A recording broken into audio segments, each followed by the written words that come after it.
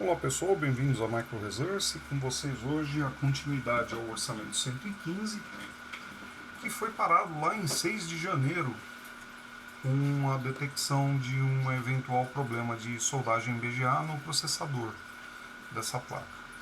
E de lá para cá esse equipamento ficou parado, aguardando a autorização do cliente para execução de serviço.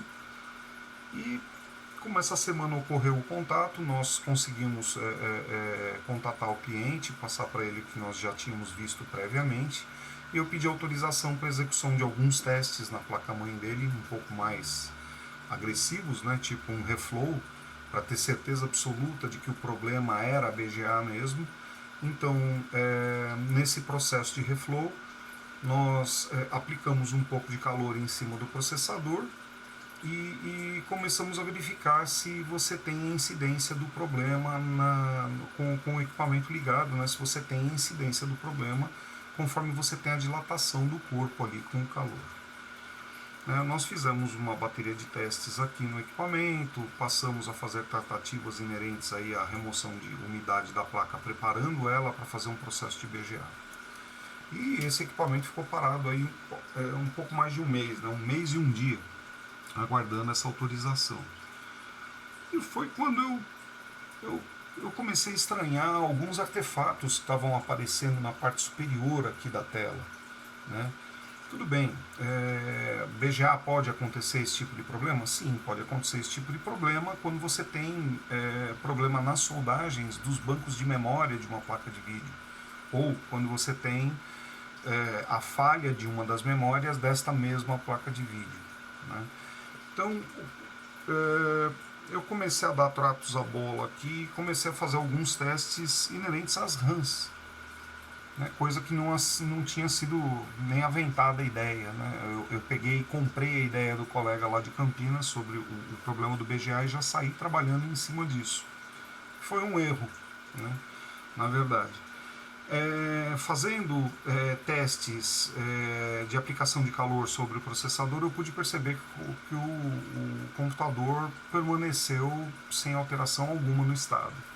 Isso não é característico de problema BGA. Quando você tem um problema BGA e você aquece o local, existe uma modificação no estado do equipamento. Ou ele para de funcionar definitivamente, ou ele apresenta outras desordens, ou ele pode ficar perfeito durante algum tempo, justamente porque aqueceu e deu o contato, etc. e tal. E aumentando um pouco mais o meu escopo de buscas, eu passei a dar tratativas à RAM do equipamento.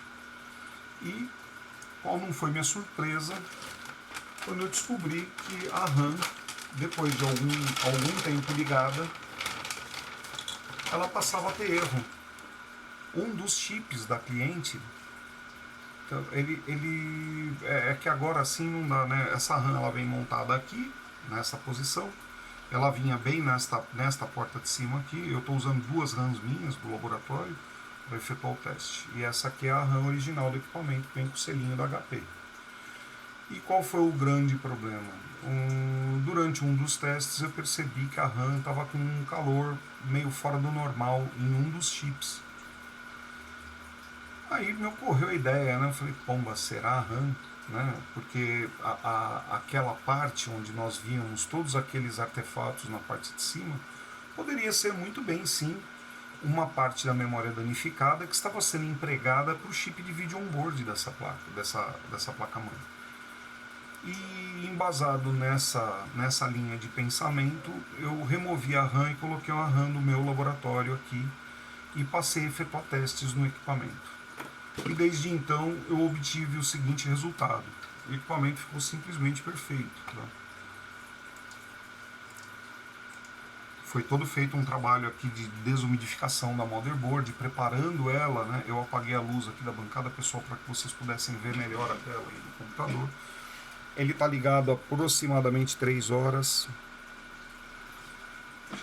Já existe um aquecimento bem intenso, estou com o fã ligado aqui, ele está fazendo arrefecimento da placa. Mas o equipamento está totalmente estável. Eu vou tentar conectar à internet, ele já está conectado. Vamos tentar fazer uma saída para navegação aqui com ele. Ele está com 8 GB agora, diferente do que ele tinha originalmente, né, que ele estava com 4, agora ele está com o dobro da memória. Vamos ver aqui se a gente consegue fazer uma navegação com ele. Ok, vamos abrir um site de notícias aí.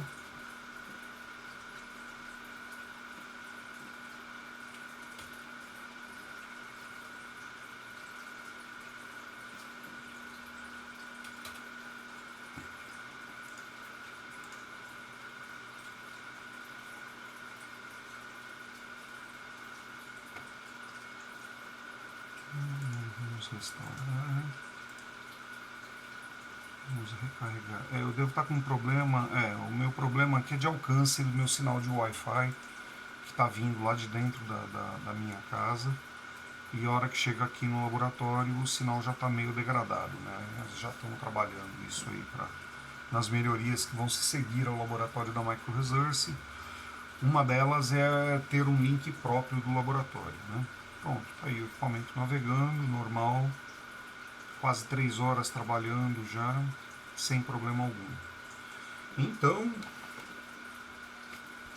o grande problema aqui não era BGA. Eu fui induzido ao erro. E por sorte, eu acabei não executando um processo caro na placa-mãe dessa minha cliente, induzido por um erro que veio de terceiros, né? Essa é uma experiência. Por mais informação que você tenha, sempre busque as suas próprias informações. O pessoal que está lidando aí com um laboratório, às vezes vai tão seco, né, como foi o meu caso aqui, vai tão seco na informação de um outro colega que você acaba não enxergando o real defeito do equipamento. Né? Então, durante essa tratativa que esse equipamento teve aqui na Micro Resource, eu comecei a me convencer de que o artefato que eu estava vendo ali na tela não tinha lógica de ser um problema de BGA no processador. Partindo-se da premissa que artefatos são inerentes à memória, né? Quando você tem riscos e manchas na tela, você está com a memória de vídeo apresentando algum tipo de problema. Né? E aqui no caso, você tem o processador e o PCH, você não tem memória de vídeo. Né? A memória de vídeo está inclusa aqui no banco de RAM que é disponível para o equipamento todo. Você pega uma fração dessa memória e coloca ela à disposição ali do chip de vídeo. Feitos esses levantamentos e executados os testes, nós chegamos à conclusão aí de que o problema da cliente é único e exclusivamente um banquinho de memória de R$100 e poucos. Infelizmente demoramos 30 dias para chegar nesse consenso por causa de um erro de informação, né? Mas não há mal que sempre dure, né? E a verdade sempre aparece, isso que é importante. Pelo menos aqui a gente se esmera em mostrar a verdade para o cliente. Né? Então, minha cliente Kátia, o seu equipamento não estava com problema de BGA, conforme o colega de Campinas havia dito para você. Eu lamento, mas eu fui induzido ao erro, né, e acabei me enfiando de cabeça no defeito apontado, e como o defeito era assemelhado a um defeito de BGA, eu presumi que o problema aqui seria BGA, e dessa forma eu estava começando a contatar os meus colegas aí que fazem esse tipo de retrabalho, combinando com eles para fazer a tratativa nessa placa. Foi a sorte eu não ter conseguido contatar o rapaz, senão a gente ia contratar um serviço que ia efetivamente levar nada a lugar algum, né? Porque o problema não estava aqui no BGA, né, do processador, o problema estava no banco de memória. Bom, então pessoal, eu agora, nas continuidades às tratativas desse orçamento, que é o 115, nós vamos fazer um time-lapse com a remontagem desse equipamento de novo, completamente. Eu vou passar para a minha cliente a necessidade dela substituir esse banco de memória que está aqui, que é o original do equipamento, que é um banco de 4 GB, e já vou citar para ela se ela já não quer fazer um upgrade aí, colocando 8 GB, conforme eu coloquei aqui, né, que eu estou usando 2 bancos de 4. A performance do equipamento dela ficou bem melhor do que estava, né, ele está bem mais solto, eu já mexi com esse equipamento antes, eu sei como é que ele trabalha, e eu estou muito feliz de ter descoberto que o problema era uma coisa bem mais simples e bem mais barata para minha cliente. né? A gente estava falando de um procedimento aí que estava sendo orçado em cerca de R$ 580 e não ia ser executado pela Micro Resource, ia ser executado por um parceiro de negócio, né? E nessa situação eu sempre passo o orçamento do parceiro diretamente para o meu cliente, eles se acertam lá, eu não entro nem no meio do circuito, fica cabendo a mim somente a mão de obra mesmo, né? Da montagem. E graças a esses cuidados e essa dificuldade de conseguir contatar o parceiro, eu consegui seguir na minha linha de testes aqui. Eu sempre tenho por hábito checar aquilo que eu levantei, ficar fazendo testes em cima para ver se é realmente aquilo, né? E graças a esse toque que eu tenho aí, eu consegui ver que o problema era bem mais barato e bem mais simples de resolver, né? Só lamento para essa minha cliente que ela ficou cerca de 30 dias aí sem o equipamento dela, mas pelo menos ela não vai ter o sabor de gastar um mar de dinheiro em cima de um problema que não era o problema real do equipamento. Bom, pessoal, então sou muito grato pela presença de vocês aqui. Aguardo vê-los nas continuidades a esse orçamento que é o 115, tá bem? Então até lá, um abraço, tchau!